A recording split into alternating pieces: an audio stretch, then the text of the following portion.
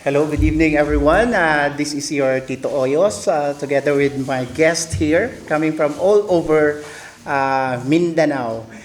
Right now, I'm very thankful kay Naa Jud mo dari tanan supporting this event. Hopefully tomorrow dili uh, maayo ang panahon ugma. We just wish nga nindot ang panahon ugma for everything to go through very well. Okay, so first and foremost, maong naan ni nahitabo nga event is because of the three main things tomorrow. First is ang katong plant Global Plant Expo 2024. This is the first time that our province is holding this kind of event or activity. So I just want to have an overview of the event. Tomorrow you can see plants, mainly mga new types or mga new breeds of plants coming from Indonesia, from Thailand, and of course from the Philippines. And then also we have the second event, which is actually the reason why we're all here is because of the opening of Purple House here at AGG. And third and lastly is the product launching of the three new products of Purple Yam, which will be celebrated all throughout the Philippines. Kay ugma, live ni siya namo himuon, simultaneously celebrated together with the all branches nationwide, like 160 stores tomorrow will simultaneously share the live feed of the occasion. So let's start, sir. I just want to introduce my guest tonight. Una ko na to si Kuya Mario. Thank you everybody and good evening. I'm Mr. Mario Atilio, resident of Surala, South Cotabato, and 65 years living in this world and finishing a degree of agriculture, a Bachelor of Science in Agricultural Economics, major in farm management and production economics. But actually, I'm not into a venture which is really fitted to my course, but rather it is somehow similarly in line with my degree that I have obtained. So, from my younger age, I am really a plant lover and a plant passionate. So, I decided to venture into gardening. And then I have a further study about plant breeding in Manila twice, I think. So now, the first plant I am into breeding is our Philippine waling-waling, or what you call this, scientifically the Banda sanderana. And for about 8 years of breeding the waling-waling, Philippine waling-waling, I shifted into the breeding in the family of Anthurium, especially in the foliage Anthurium. So since then and until now, I still cultivate and try to have what we call top of the line hybrids of the foliage Anthurium. So maybe that's all as of now. Thank you very much and good evening again. Okay, siguro ikaw muna. Okay. Men's first. Ladies first. Good evening sa inyo lahat. I'm Aldrin Panli from Coronadal City, South Cotabato. I'm a live seller based in Indonesia. So, short ko lang guys kasi masyadong mahaba yung kay Sir Mario, sa akin short lang talaga. So again, thank you so much po. Okay. Thank you. Meron pa lang. Okay. Ikaw muna. Okay, naka-on na. Hi guys, good evening. I'm Jenny B. Berber, pero sa Tara ang aking account name sa Facebook. Live seller sa Thailand base. Kaya namin nakilala Sir Oyos dahil sa plant industry. Okay, thank you. Okay. Hello, good evening everyone. My name is Iril Mayo. I came from Esperanza, Sultan Kudarat, but I am a Thailand-based live seller. I was started in plant industry during the pandemic time, and then I started live selling in Thailand since last year. So I almost 1 year live seller in Thailand. That's all. Hello, good evening everyone. I'm Hailey Trinidad. My Facebook account is Hailey Seller. I am from Coronadal City, South Cotabato, Mindanao. And I am based in Thailand, but we have our own garden, which is Bedrock Ornamental Plant Farm. So my mother started planting since 1999, and then I'm the one who manages our garden since pandemic times. And until now, I am separating sa kanya, nagsa-separate po ako, so nagla-live ako sa Thailand. And meron akong konting garden, maliit na garden. Ako po si Melanie Soriano, galing po sa Coronadal City. Ako po talaga is mahilig sa halaman. Meron pa akong sariling garden sa bahay ko at saka nagla-live selling din po ako ng mga tanim. Ayan, para mahibili na naman ng bagong another na tanim. Thank you!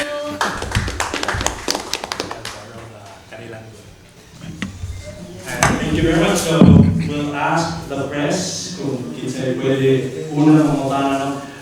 Siguro I'll throw one question on I think third sir para sa iyo. What made you decide to become a live seller? I mean, is that kind of business really a good business? Kasi for some, Good business. May mga sasakyan na to. baka magulat sila na happen you know, what inspired. Bigyan mo ng sample ng mga binabili ni Ma'am Tego. Sige nga, bigyan. Sir Sa'yo Rafi, din. Ayun. Good question.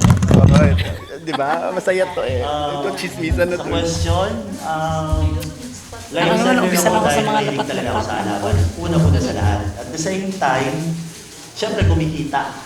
Halaman lang siya sa iba, normal na halaman. Pero milyon din ang kita kapag sinuwerte ka.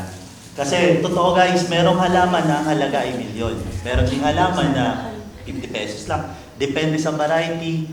Ngayong panahon na ngayon, ang daming magandang halaman na bago lumalabas. So pag bago ang halaman, mahal talaga. Pero meron tayong mga customer, tsaka mahilig talaga sa halaman na may pera, na bumibili talaga ng milyones. Diba? Pero sa normal na mga tao, mas pipiliin nilang bili ng bigas kesa sa halaman. Pero yung sa mga tao naman na mahilig talaga sa halaman, yung motto nila iba eh.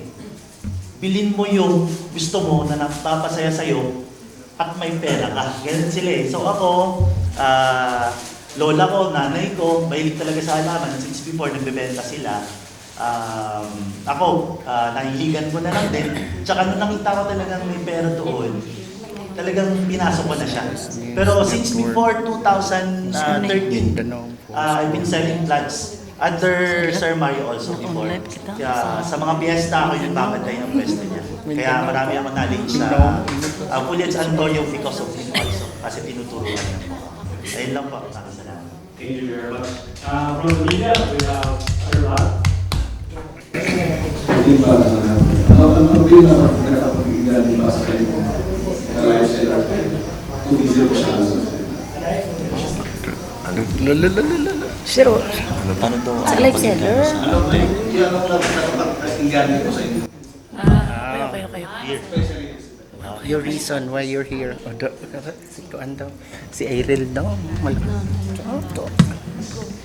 Okay, me, since I'm not graduate in college We are 5, but I am the only one who's not graduate in college. So the first time, my friend, yung friend ko talaga na teacher, inaya niya ako na mag-plant hunting. Kaladium pa lang that time. So nag-aaway kami ng asawa ko kasi morning, early, 5 a.m., jump off na ako sa bahay, and then uwi ako 6 p.m. So sabi niya, parang, ano ba yan, ganito, ganyan, wala ano sa halaman. And then one time, nag-ano kami garden hunting.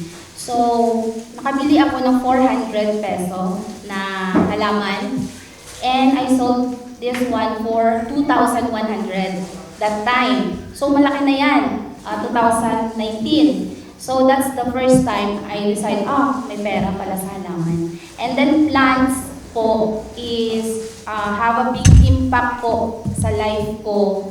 And kasi I'm a breadwinner dahil sa plants. And then I support my father financial needs during the hard time, nag-cancer siya. So plants lang po yung nag-support sa amin that time. Kasi kung wala yung plant, maybe hindi namin siya nadala sa magandang hospital. But he passed away. Pero we give the best, but that's because of the plants. And then now, nabibigyan namin ng magandang buhay. Yung family namin, yung mga anak namin, relatives namin, nakaka-share kami dahil sa plants. So, plants po, napakalaking napakalaking help and impact po sa life ng every seller po ng plants. Yan lang po. As a person of our business channel, Sir here mentioned na kumikita talaga. And then, may mention na may mga plans kayo na nasi-sell na umaabot hanggang million. So anybody can answer the question. How much yung pinaka-expensive na plant na na-sell niyo? Sige nga. Oh, ikaw una. Si Aldrin muna. Aldrin. Siya muna. To me, Yung single pot lang. single pot lang. Oh, Expensive. The most expensive, I think it's 1.5. 1.5.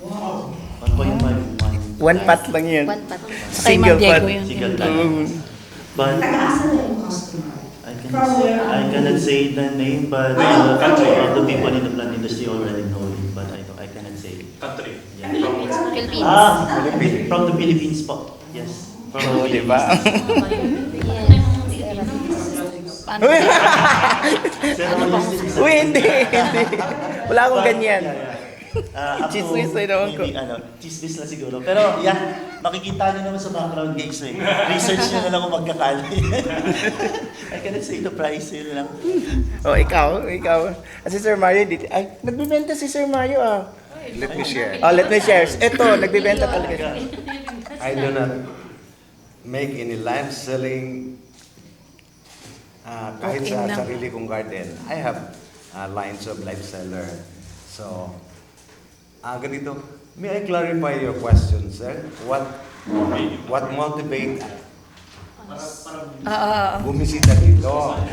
Yeah. Okay. Okay. So, this is my answer to that question. I was invited by Sir Hoyos to come over this event to give a lecture about Anthurium foliage breeding. So, in as much, I don't hesitate because this is the only chance that we could showcase not even in our country, but to the other country who is flourishing their floriculture industry. Kasi hindi tayo known na we have potentials in our own country. So, this is, mas lalo na sinabi ni Sir Hoyos that it will be a coverage on tomorrow's event. So, to give encouragement to those persons who have really the passion to go on gardening, not just in a subsistence level, but to a higher level. Kasi kagaya ng Thailand,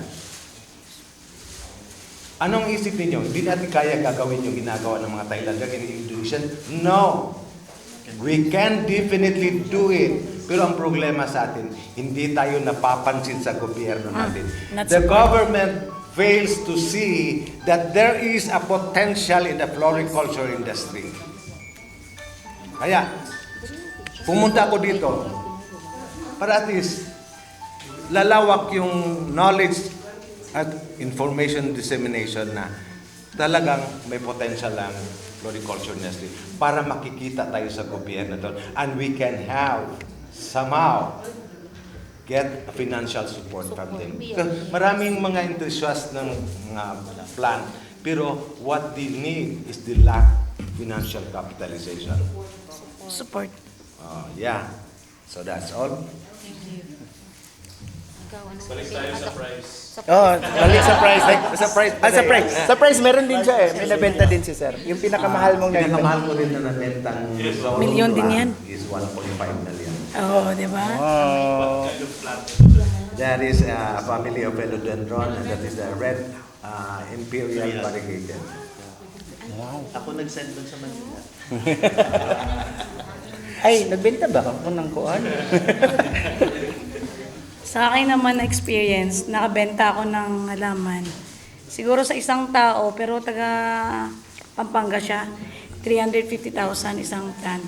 Pero kay Sir Oyos, nakabenta ako. Sige, oo. Totoo lang, totoo. Walang sinungaling. Yung kay Sir Oyos naman, basta kahit pa konti-konti, pero napapadami. Ilang digits? Secret lang namin yung dalawa. Tapos ako, yung experience ko about sa plants, actually, nag-for good ako 2020. Kasi 17 years kaming mag-asawa sa Kuwait. Andun yung asawa ko. Head chef siya. Tapos ako, supervisor ako sa KFC, sa Kuwait. 17 years kami. Tapos nagkaroon ng pandemic, yung pinauwi kami ng asawa ko kasi sabi niya, kailangan mag-aral ng anak natin. So umuwi kami. Nung umuwi kami, nung time na yon, nauso yung halaman. Eh di, inaya ako ng pamangkin ko, sabi niya magbenta tayo ng ganito. Actually, wala akong alam sa halaman, hindi ko alam lahat-lahat at wala akong hilig sa halaman. Ngayon, nung nagbenta kami, sabi ko parang okay may pera pala dito. Hanggang dumating yung mukhang pera, no? Hanggang dumating yung time na nagkaroon kami ng client na taga-Thailand. Oh, ang taga-Thailand ang umorder sa amin. Every week namin nagpapaship noon, almost nakaka 150,000, 500,000. Natuwa kami hanggang natuloy-tuloy na yun. Tapos ngayon, to make the story short na, nag-Thailand na kami. Yung customer namin na Thailander, yung halaman nila ngayon, yung binebenta namin ngayon. Baliktad, no?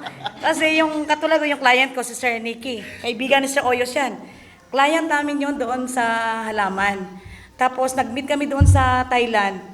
Ngayon, yung plant niya ngayon, yun na naman ang binebenta ko, papunta sa Pilipinas. Kanino mo binibenta? Kay Sir Oyos. Ang mga customer na throughout Philippines talaga. Actually, halos mga customer niya, naging customer ko rin. Naging customer niya rin. Ikot-ikot lang. Paikot-ikot yung pera nila na umiikot sa amin. Di ba? At least, nagkaroon kami ng kaibigan, kabuhayan dahil sa halaman. At paunti-unti, napamahal na rin sa akin yung halaman. Na kahit hindi ako mahilig, nagkaroon na rin ako ng hilig. Ang problema, ang halaman walang hilig sa akin. Kasi po, tuwing katulad nito, bibili ako ng matabang halaman, bibilihin ko yan mataba. Sa totoo lang, sir, pagdating sa akin, pumapayat. Hindi ko naman pinalitan yung niya. Siguro hindi ako bet ng halaman. Yun lang, thank you. Ikaw, pinakamahal. Ako, pinakamahal, 2020, 870,000. Isang pot? Oo. That collector is from Usami City. Oy, dili ako. Alam ako niya. Alams na. Hindi ako yan. Babae. siya. Babae po siya hanggang ngayon. Kilala nyo 870, that plant is Bilite? variegated bilite. Bilite. Ito, dito. So, ayun. Ito, Same bilite. as mine po, yung Bilite. dati, nakasold po ako sa garden ng mama ko dito sa Philippines. Exciting yung mga 800,000 din bali chismis. that we paid from, ang customer naman namin is from Davao City.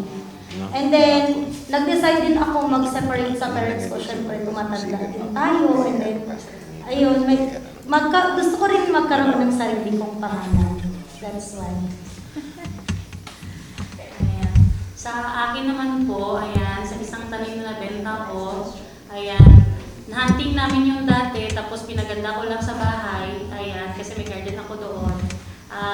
Bali na mamahal na rin yun sa akin, nabenta ko na 150,000 isang tanim. Ayan, pero yun po. Pero mahal ko yung tanim na po yun. Ayan, sa sariling garden ko nang galing. Thank you. Ganda ng chismis. Chismisan tuloy yun, ah. Ano ba ang maipapalo nyo sa mga new plantito at plantita ngayon na gusto mag-venture sa ganitong business? Okay, so I guess ito yung tanong para sa akin kasi I am a collector myself na baguhan. I started collecting plants ever since wala pang pandemic. Pero ano lang yun, mga simple plants lang, very basic. Now came yung tawag dito pandemic, doon na nag-start yung kahiligan ng plants kasi nga walang masyadong inaabala yung tao. So doon nag-shoot ang mga price ng mga plants that even 100,000, a million, ayan, mga ganyan. Pero syempre, wala pa akong capacity. Sorry naman. Okay, sorry. Ano yan? Commercial break. Okay. So, since wala tayong capacity doon, I started really from yung nabibili mo lang sa palengke. So, para sa akin, no, if you really love plants, wag niyong i-push or wag niyong ipilit ang sarili niyo to the extreme kasi ang ending kasi noon baka mga mote tayo. Kasi ang plants po kasi through time bumababa ang value or yung price. Kahit sabihin mo ngayon mahal itong plant na to kasi bago, by the end of 2 or 3 months, definitely bababa ang price. So iba kasi yung mga collector or mga gardener or mga breeder kasi binibili nila kahit mahal kasi pinopropagate nila.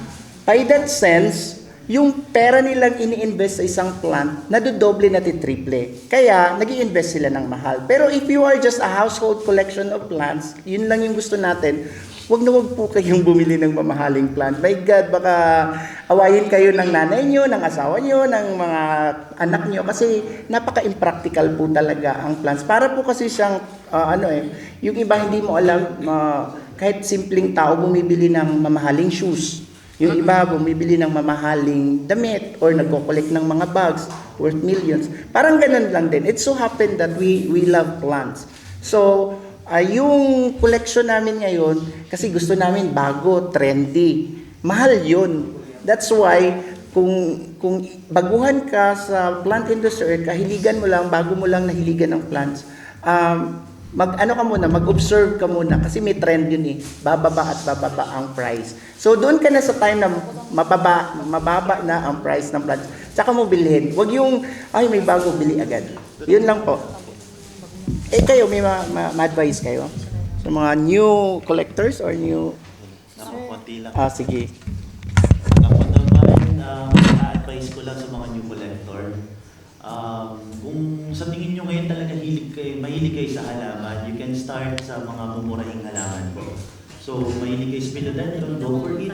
Kung ano man ang hilig nyo, aglonema, Philodendron, mag-start kayo muna sa mga murang halaman para ma-study nyo yung value ng halaman kung paano siya alagaan yung ganitong klase. Para yung pera nyo hindi masayang. Kasi pag may pera kayo, mayaman kayo. Bigla kayong bibili nitong mahal kasi may pera kayo. Pero hindi ka naman marunong mag-alaga. So, mamamatay, pero wala. 45 plants ang ibenta ko. Isa ka pa lang doon sa mga mumurahin na nalaman mo na kung paano alagaan. You can upgrade to mahal plants. Tapos, kung balak mo magbenta sa susunod, gagamitin mo ng propagation or it's up to you. Pero, you learn how to magpaganda ng halaman, mag-alaga. Everything before you can put your money there sa investment sa halaman. Yun lang po. Maraming salamat. May share pa daw si Ana. Ay, Share pa daw siya. may share lang siya. share daw siya na very important. Hindi naman, medyo contradict lang ako sa advice nila. Konti lang naman. Konti lang naman. I-explain ko lang ang side ko din. Kung sa mga gusto pong magsimula, much better, at lalo na yung merong may kaya din, much better magbili kayo ng mga dash, ng mga malalaki na, para at least yung Philippines din, meron din i-introduce all over the world, na meron silang pwedeng i-breed na bago, na magiging sikat sa buong mundo, na pwede tayo din makaproduce ng marami at mabenta din natin sa ibang bansa. Okay. Okay, magandang gabi sa inyong lahat. Pwede ba natin malaman kung ano ang challenge ninyo bilang plant life sealer or nakaranas ba kayo mga bugos buyer? Yung lalala. Diyos ko po. Ba? Oh, ikaw muna. Ikaw na tayo. So perfect pa talaga yung bugos na yan eh. Pangalanan ba yan? Noong nakaraan nabogos kami ng 140K. Oh, di ba? Sinasabi ko lagi tuwing live, cancel, kung gusto nyo mag-cancel during live selling. Kasi merong nag-aagawan minsan kasi nagko-code kami. O mine 45. Aba, ang bogus na una. Siyempre, pinapatingnan ko muna yan. Tingnan mo nga yan kung legit siya. Sure buyer. Sabi niya, Joyaman naman. Joyaman. Ako bet. Sabi ko, sige. Sige, mine ba? Nauna. Yung pala, na-cancel lang kami. Kaya tuwing live selling talaga, sinasabi ko, maawa naman kayo sa amin kasi hindi isang litrong laway lang na nawawala sa amin. Yung pagod at saka puyat namin. Yun yung ang layo ng lugar, 3 hours ang biyahe, 4 hours, tapos ibubogos lang kami. So, sa mga bogus buyer na akala nila, hindi nila alam ang hirap na pinagdadaanan namin. Yun ang sinasabi namin tuwing live, na kung pwede, cancel nyo na during live para maipalive ulit namin at makuha ng mga totoong gustong bumili ng halaman. So, yun lang yung experience ko sa mga bogus. Mabuhay sila. Every live sellers naman po, hindi nawawala yung mga bogus buyers or scammers. Kasi ano na yan parang part na po yan ng plant industry. Yung mga iba siguro, first time nilang nanood, na-overwhelmed lang sila sa ganda ng halaman. Ay, ganito palang presyo, ganon. So, mine. So, hindi nila alam na kami, nasa Thailand base kami, bawal na bawal po talaga sa garden sa Thailand yung nagka-cancel po ng halaman. Yung inaingatan po namin doon is yung trust po ng garden owner kasi nasa ibang bansa po tayo. Wala po tayo sa Pinas. Yun po yung palagi namin sinasabi na kung gusto nyong manood lang kayo, walang bayad. Libre yun. Huwag lang mag-mine kung walang budget. Huwag lang mag-mine kung parang trip-trip nyo lang. Kasi normal tulog po namin sa Thailand is 2 a.m. Tapos nagigising kami minsan 6 to 7, la-live naman. Kasi 30 days lang kami sa Thailand stay. So kailangan i-cope up namin yun. Sulitin namin yun. So yun po dapat malaman, maintindihan po ng mga mga viewers na hindi po kami sinasabing, ay ito stricto, ganito, ganyan. Sana maintindihan po nila yung part din po namin, kung ano yung hirap namin sa pagla-live, at saka yung reputation po namin doon sa mga garden owners. Ganun lang po. Yung sa akin naman, yung buyers naman po namin, actually meron din ibang nagka-cancel. So ang ginagawa po namin sa plants is, kung kaya din namin abunuhan na lang talaga namin. Kung hindi namin mabenta on that day, hindi namin mabawi agad, dinadala po namin sa aming garden, and then maganda, at saka at least doon, mapatungan pa namin pag gumanda yung plants.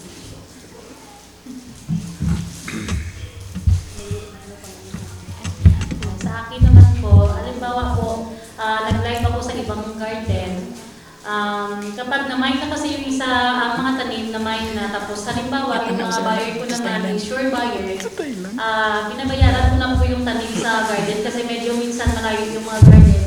Binabayaran ko na sa plant owner para madala ko na yung tanim para less kami ng gasolina. Pero hindi po maiiwasan talaga kahit sure buyer sila, magka-cancel pa rin po sila. Halimbawa, meron silang emergency. Kasi minsan maraming emergency po kasi pag halimbawa, ma'am, pwedeng cancel ko na lang muna yung tanim kasi ganito, ganyan, merong nangyari. So wala kaming magagawa. Kahit nabayaran ko na yun, sabi ko na nga sa sarili ko, sige, akin na lang yung tanim, pagkatayin ko na lang. Mabibenta ko din yan sa huli pag mag-flash na siya. Yun lang kasi kawawa naman minsan meron silang rason. Pero minsan, hindi naman may iwasan, minsan nag-rason lang sila. Pero wala tayong magagawa kasi pag live seller tayo, hindi natin dapat sila inaano kasi sa image natin kasi babalik. Ano ba, mag-post tayo ng ganyan, sa atin din yung babalik kasi minsan yung magsabi ay matatakot naman yan sa kanya kasi nag-post yan siya. Halimbawa pala na merong mangyari sa amin na hindi namin mabayaran tanim sa kanya. So dapat,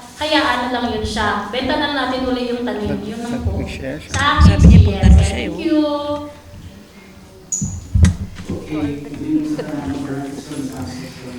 Tatanong ko lang po, kasi nung pandemic time, ubos lahat ng gabi-gabi sa daan. Gidala to sa Thailand tanan. Dinala yun sa Thailand. Sana yun po. Meron ako bang bumili ng napakamahal na halaman? Sasabihin ka naman, sir, 1 million. Sa ngayon po, pagkatapos ang pandemic, Kumusta na daw yung 1.5? Meron pa naman. Meron pa naman. Ang Monstera Devil nga eh. Million pa rin sa Monstera. Meron pa po mga bumibili talaga ng mahal. Depende sa price, pero meron talaga 6 digit na bumibili, meron 7 digit. Kung nakita niyo po sa Facebook, yung viral last 2 weeks ago, sir, no? Someone from dito sa Mindanao na bumili ng more than 2 million. 1 pot na plant lang. So that's Monstera Devil, variety ng Monstera. Devil Monster. Devil Monstera Monster, Devil. pangalan ba? Monstera Devil. Ayun, and good friend of mine, Devil also Monster. na customer po.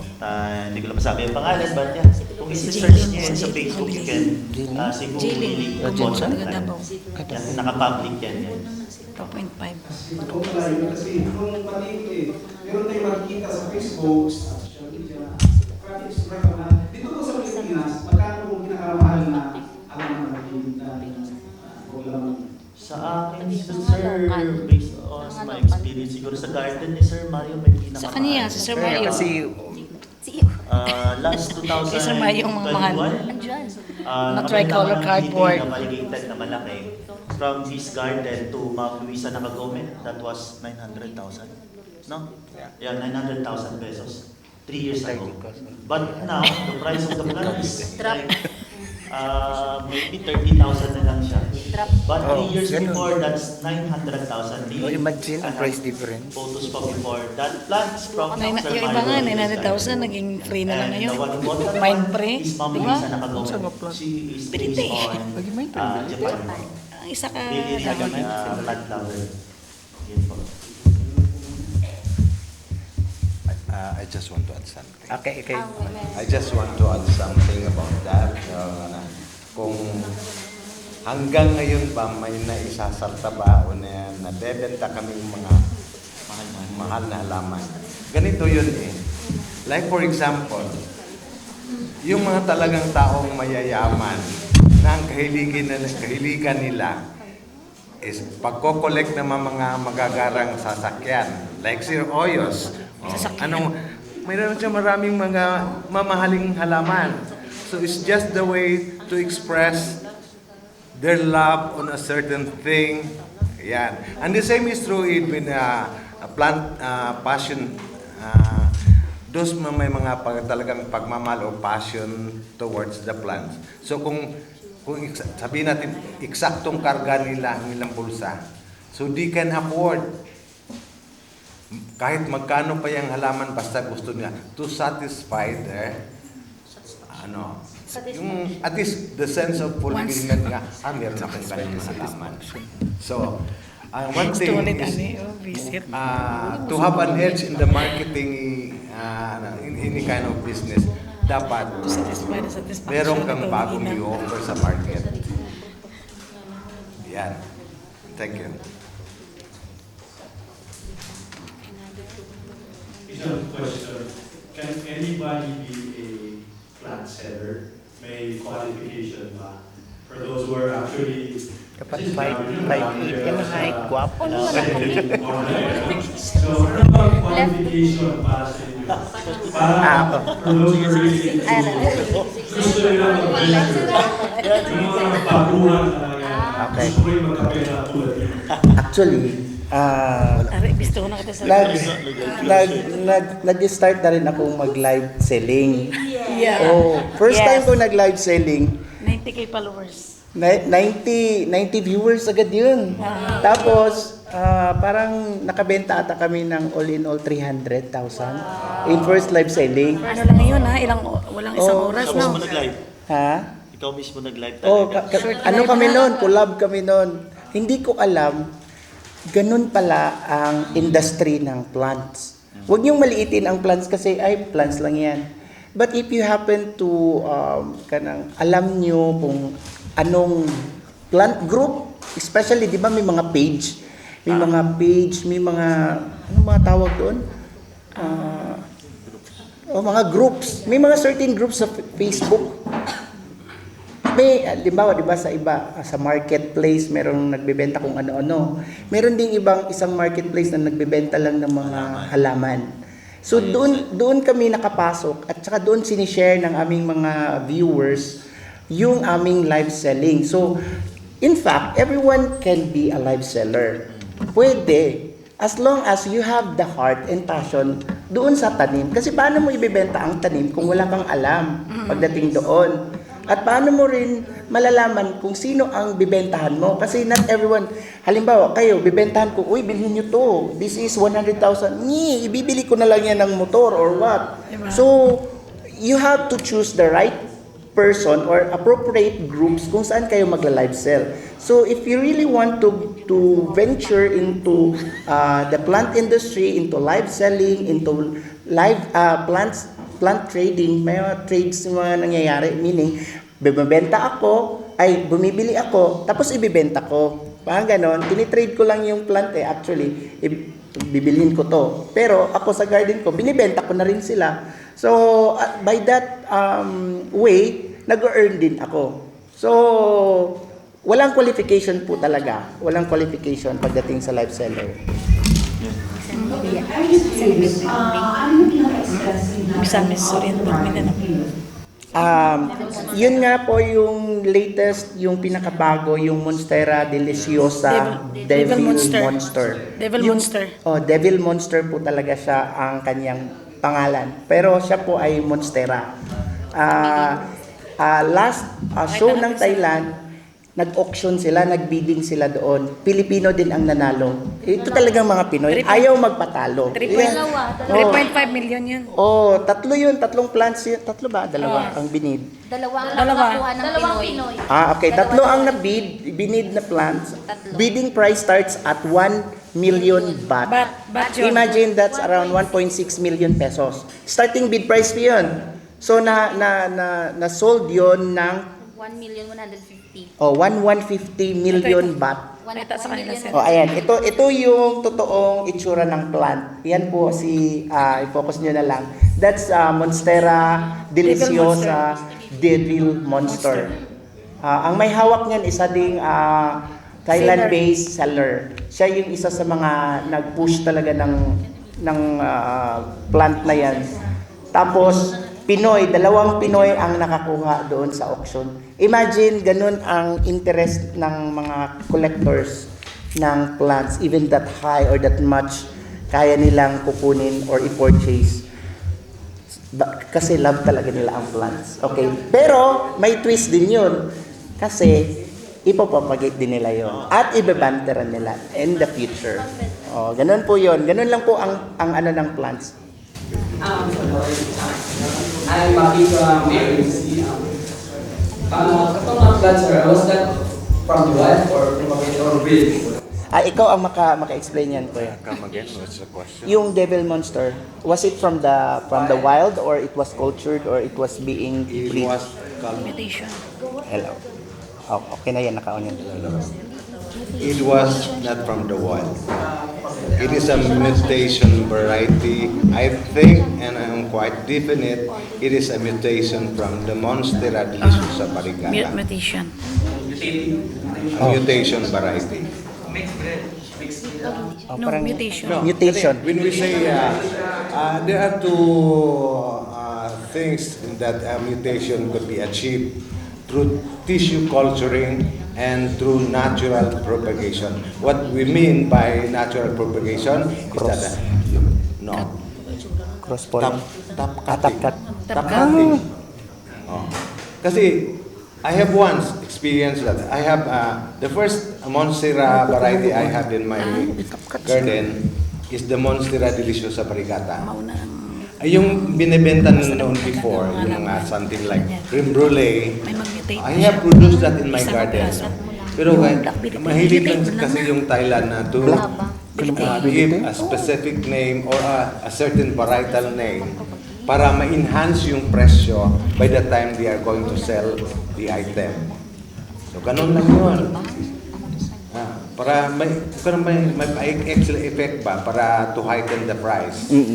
Pero actually, also, parang this time last 2 months ago, binoto ko kasi yung mga ano ko. Kasi yung mga, especially those mga climbing type of philodendron, mga monstera, yung mga Scindapsus family, they could easily be propagated through nodal propagation. And that's where mutation will come out. So, ganun lang yun. Mutation.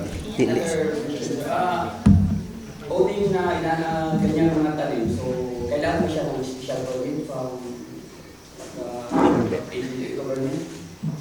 Special Permit. Yung from wild lang ang may permit.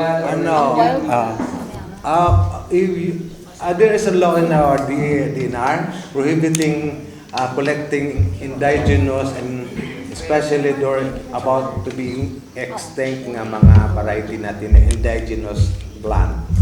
There's a ruling that but the government, especially the DNR, could give some special permit for those individual or company whose idealism is to save our endemic and indigenous plants na about to be extinct. Merong ganun. Pero for those mga bago, nagko-collect sa wild, that is bawal yun. Bawal. Pero nasabi ko na, there's a consideration for that. Kung makita ng gobyerno, like Mr. Cuangco, given a special permit to have mga indigenous and almost to be extinct na mga halaman from other countries. Kasi para hindi mawala yung mga halaman na gano'n. Ma-preserve. So there must be some person to be entrusted with that. May special permit nga. May special permit tayo. Mr. Oyos, itlog yung ito activity natin ngayon Yes po. sa Global Gardens. So, the Plant Expo, this is the first Plant Expo in progress. So, yung mga live sellers natin, they'll be staying here for a week also. I think hindi po sila buong week nandito. Pero the significance po kasi na nandito sila, they can also show kung ano po yung mga nandito na mga available plants na pwede nilang i-live sell. Kaya po, we on our part, sinika po talaga namin na bigyan ng connection dito para may live selling pong mangyayari. Isa sa mga importante na bagay bakit namin ginagawa to is because we want also to show to other places, not just in Mindanao, but also in Luzon or in Visayas, that we have also plants. And other than that, we have the place like this, itong Ascenso Global Gardens. Because every time I bring my guests from other places, especially Davao, you know, Davao is one of the tourist destinations na not nature yung nature ang gusto. So Davao talaga is one, even from Bukidnon. But when they came here, sabi nila, you have a gem in Misamis Occidental, which almost everyone hindi nila alam na nag-i-exist ito. So this is the best place, best event or best time na i-showcase naman natin ang Misamis Occidental to everyone in the Philippines na meron din tayong ganito through our plants and live selling. Kasi sila po, yung kanilang coverage Even Thailand, worldwide na to sila eh. May mga May mga US buyer kami. Oh, may mga US buyers sila. So, imagine, yung pagla-live sale nila dito is very important kasi makikita nung taga-US, uy, may mga ganyan pala dyan sa Misamis Occidental.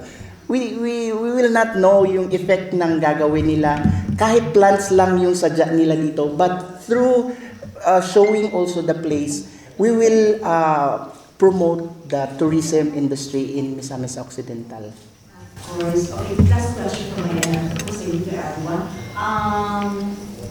So, nag-mention si Sir Oyos na mag-live sell kayo. So, any page, nag-live tayo ngayon ng social media, Facebook. So, people want to watch the live. Saan sila pwede makamanood? And of course, if people come here, pwede Okay. Kasi hindi po kasi lahat friends sila kasi makikita mo lang pag naka-follow ka or friends mo sila. Ganun lang po. Okay, so this is the best time para i-endorse sila ang tawag doon. To introduce their account. So, para madali po ninyo yung hanapin, start po ng live selling nila tomorrow, we will be sharing their live. By then, makikita nyo yung account nila. You can follow them sa kanila. Yung account mag-share is Purple Yam? Opo, yung Purple Yam po mismo na main account ang mag-share. Kasi yun po, ang Purple Yam po kasi ay maraming followers din. So, mas marami po ang makakakita ng mga live feeds nila. So, from Purple Yam page, marami doon isi-share namin yung mga live nila. So, abangan nyo na lang po kung gusto nyo makita sila mag-live sell bukas or the next day, just follow and see yung mga anong nasa loob ng Purple Yam Homemade Cakes and Pastries na page. Nandoon po sila magla-live. Okay. Okay, Sir Ayus. As mentioned earlier, we've grown our activity. Kumusta ang support sa provincial government sa paglatak sa kanilang mga activities? Okay, kanino morag na to sa part nga morag dramatic. I'm being emotional in this part kasi all this time this is just a dream. This is just wala lang suntok sa buwan, wala may kahibalo kung pwede ba o dili. But then again, ayun nga nila the stars align.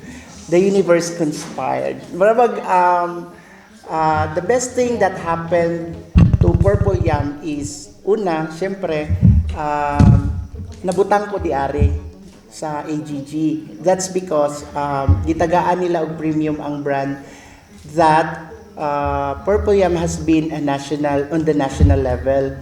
So, on my part, I'm being grateful also to the provincial government of Misamis Occidental because they acknowledge this achievement. This is a milestone for us kay bibihira lang or talagsaon ra gyud pud taon kayo nga gikan sa ato ang lugar kung sa kagamay unsa ka humble ang ato ang product nga naabot na og Manila, naabot na og Sulo, naabot na og Cebu and all over. Dayon naghatag sila sa aning opportunity nga ipakita unsay naa sa Misamis Occidental. And then usab pud sa ako ang gusto i-share sa inyo that kaning pag-open namo diari sa Purple House is also showcasing kung unsa ang naapod sa amuang part which is the plants.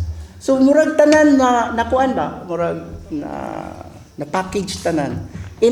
And everything else is connected, relevant tanan. Then magpasalamat kay ko kay gitagaan jud nila og time, gitagaan nila og effort, gitagaan jud nila og value kung unsa ang amo ang gihimo ug unsa ang amo ang pang gusto himuon. I know that this is just a start. This is the very first time nga nag-hold tag-ingon ani, and I hope nga on the next year naagi hapon tay ingon ani. Dayon through also sa inyong mga social media channels and all, pwede natong i-share ang kaning nga event because this is the very very important kanang murag beginning para sa Misamis Occidental to venture more on the tourism industry. Kay kaning among gipanghimo tanan will not only lead to amo ang glory nga mahalinan mi. I mean, I don't even know kung mag-click ba ang restaurant there, but yet I am willing to stay here as long as na ay Purple Yam, because I know that we are at the Malindang, Mount Malindang. We can see everyone sa Misamis Occidental, if not all, pero makita nimo ang kanabang ang imuhang growth from nowhere, from nobody. So gusto na kong i-impart sa tanan, especially from my kababayan dari sa Misamis, especially Usami City, that wala day imposible kung kita ato ang himon atong gusto, tagaan gyud tagpabor sa kahitasan at the end. So this time murag gihatag gyud sa kahitasan ang ato mga panalangin. So I want to share the glory to everyone.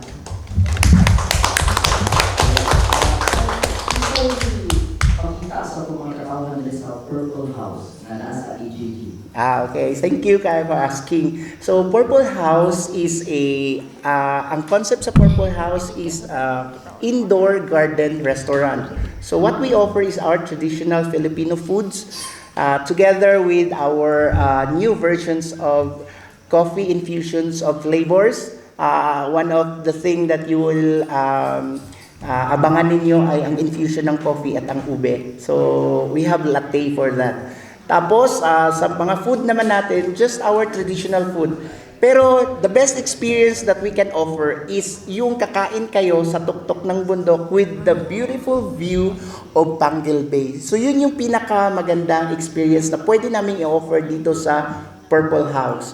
And then again, you can also have our Purple Yam products here at Purple House. So, kung gusto niyo kumain dito na nasa bundok na malamig, together with the plants, na marami kayong makikitang plants, punta na kayo dito sa Purple House at the top of Hoyohoy dito sa Tangub City. And what people expect tomorrow. Ito na. Actually, bukas i-reveal ko na kung sino yung true love ko. Charit. Excited. Siyempre.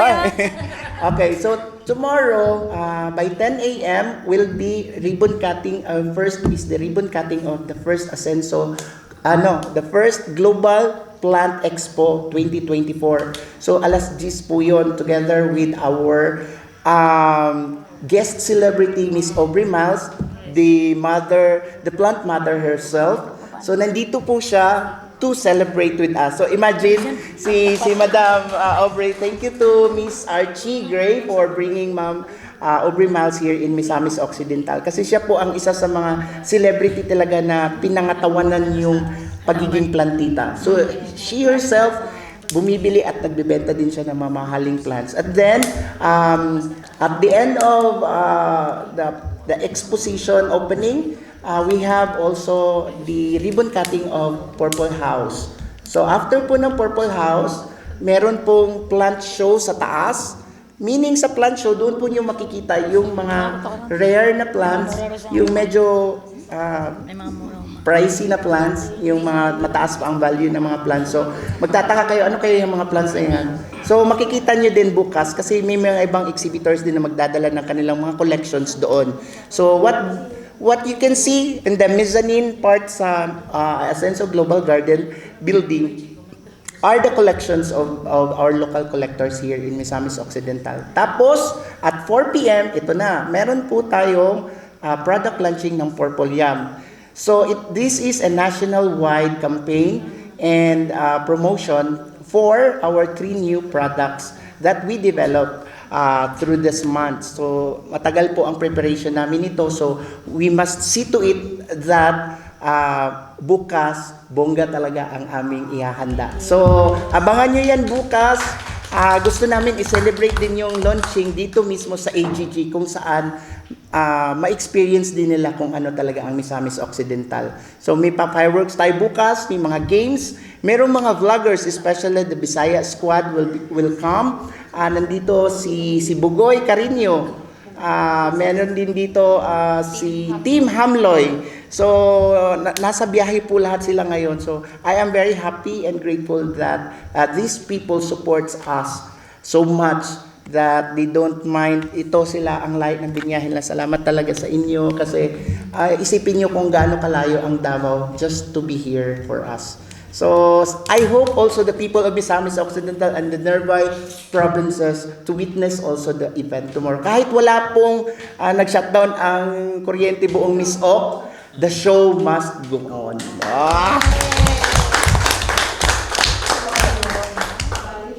Follow up to Sir Bal's question kay nag-ask siya din na about the support of the provincial government. And I guess it's safe to say that Gov. Henry and the provincial government gave you the best spot sa AGG.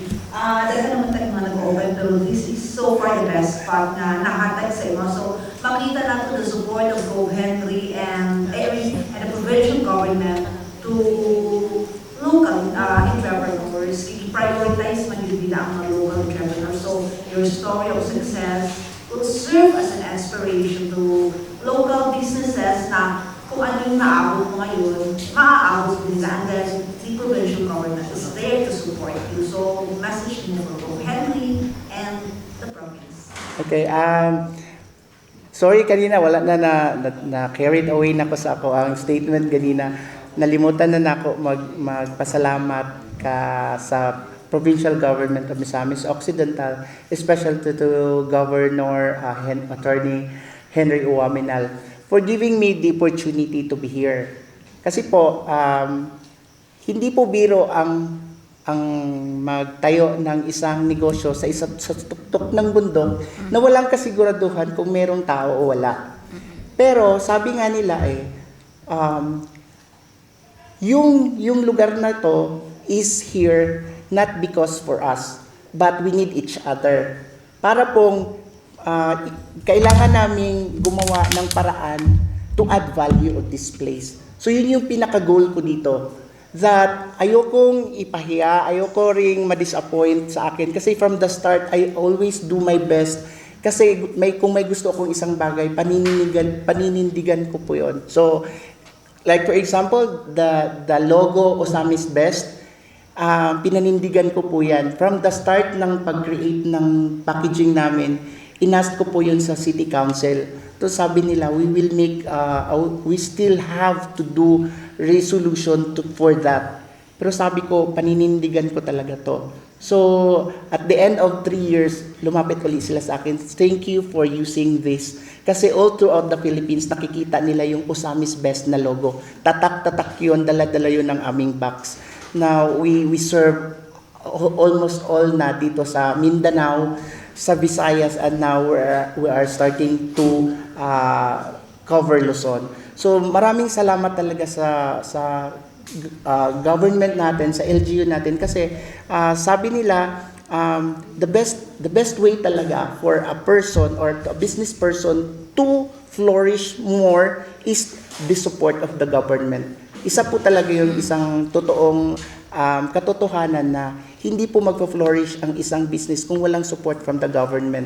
So ngayon, gusto kong aanyayahan not just only the starters, the business starters, yung mga, kasi ako myself is from micro-entrepreneur.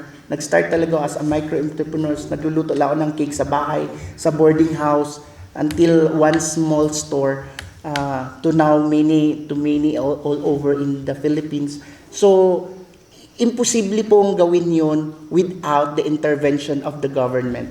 So, wag kayong manghinayang or wag kayong mag-atubili, humingi ng tulong sa government when it comes to your progress, when it comes to your dreams of achieving what you want. Kasi po, dinaanan ko talaga yun lahat from DTI seminars, from DOST intervention seminars and mga grants nila to the city government, mga help nila sa pag-purchase sa amin ng mga libu-libong cakes noon. Tapos now here the province of Misamis Occidental giving us more opportunity to reach the entire of the Philippines. So salamat po talaga Misamis Occidental, and I hope and one day to celebrate again another success with you.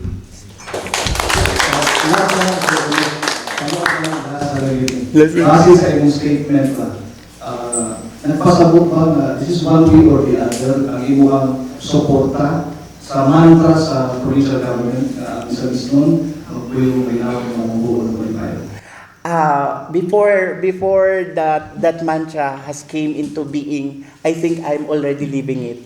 Mora na akong may istorya. So it's not even lisod sa ako para i-internalize ang mantra karon sa ato ang gobyerno nga magpuyo tang malinawon, malambuon, malinawon, unsa pa? Sorry, dili na ko okay. So, I think I've been through all that from the start. So, if you live by your heart, the basic of it, there's no impossible nga dili nimo ma-reach ang imong gusto. So, the mantra itself is very inspiring and very motivating because if you live by it, there's no way and impossible nga wala dili nimo makuha ang imong gusto nga pangandoy sa kinabuhi. One last thing on that. Siguro, we actually don't know the influx of people coming in tomorrow. No? So, are there do's and don'ts to those who are spectators, probably, especially kung manilili, baka na yung mobile lang ako pang-anak dito. So, okay. give you the chance to actually tell the viewers and media partners to at least ma-inform us that there's a big no-no in. Okay, this is kuan na gyud ni, please na gyud ni. Please na gyud ni siya. So, one thing for sure, what we have here are live plants. So live plants are same with us nga dili sila plastic nga bisag imong pasakitan dili na sila mo reklamo. So bisag kami masakilan lang gali ang dahon sa tanom, sakit sa amoa nga part kay gialagaan namo siya. So if you happen to visit Misamis Occidental Ascenso Global Gardens, please lang ayaw ninyo pislita, pikua, pusia or anything that can harm the plants because these plants are kung sa inyo simple plants but to ours they are precious. So mahalon sila or dili, please ayaw ninyo bali-balia ang mga tanong kung naamo dari sa Ascenso Global Gardens. Kana ra gyud ako ang i-request sa mga mobisita sa Global Gardens. You can explore anywhere in the garden, sa likod, sa front, dari sa sulod sa building, naa tanang sorts of plants. Rare, na ay common, na ay murag sagbot na lang sa inyong panglantaw, please ayaw taw ninyo hilabti, tanawa lang. Tutuki lang, mga gwapa kay na sila. Last thing, invite all of them for the week-long activity. I think symposiums may okay. Nakalimot day ko. This is very important. So, usa sa mga advocacy day nako is to help the ube farming industry sa Misamis Occidental. So ngayon, nalabi na namin itong project na to and we are just on almost on the rim of it. So on Wednesday, we are inviting all farmer associations here in Misamis Occidental to be part of this ube propagation lecture seminar to be conducted by the I think that's an agricultural officer. I don't know exactly the location. Maybe Tagbilaran. One ube technician from the same office at Tagbilaran, Bohol, and one livestock technician. We want to incorporate how ube will thrive in our place. Using the natural way of supplementing our soil ato ang medium which is ang soil nato dari sa Misamis Occidental if they are appropriate for ube farming. So na-evaluation mahitabuan na sa ato ang mga soils before we will engage into farming kay otherwise maghago-hago lang tagtanong kung dili di ay para sa ube ang ato ang kayutaan. So that is a very important lecture for us kay this is the chance that we will bring back the ube industry in Misamis Occidental. I think we have that long before sa Tanggub nga we are one of the biggest suppliers of ube in Metro Manila. Ang mga end users dito is Magnolia, Selecta for the ice cream. Now, karon ang ube requirement sa Purple Yam at katong time pa sa December of 2023 is already 20 tons per month. So we are one of the biggest consumers of ube at par with Magnolia and Selecta. Kay kami na mag-ilog karon sa supply sa ube. So, ang amuang requirement sa ube came from Bukidnon, came from Davao provinces, Misamis Oriental. What about Misamis Occidental? Dili day nato na mahimo.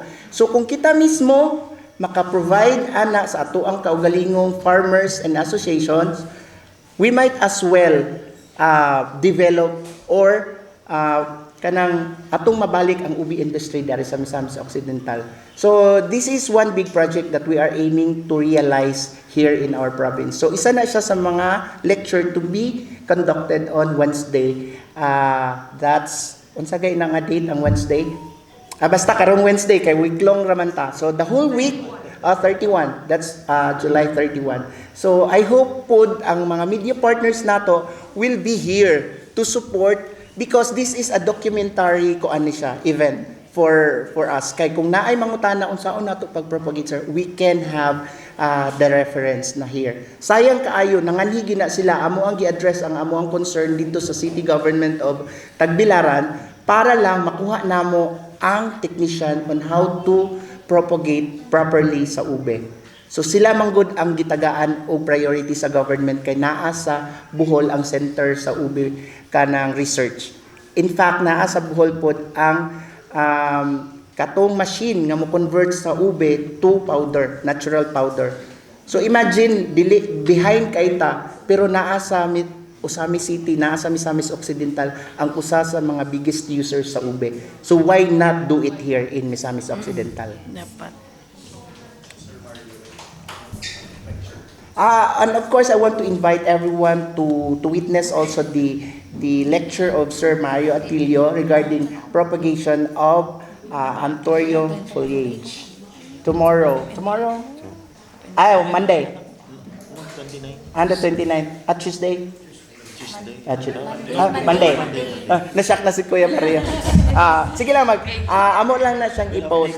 On 29. On the Monday. on the Monday. Kasi puno na tayo ng activity tomorrow. So, he will be doing the lecture together with the Davao gardeners and breeders. Meron din silang gagawing lecture and demonstration. Demo po yan. Di lang yan puro chika. May talagang tanim tayong gagawin on how to crossbreed Anthurium foliage. Sir, di ba po? Tama?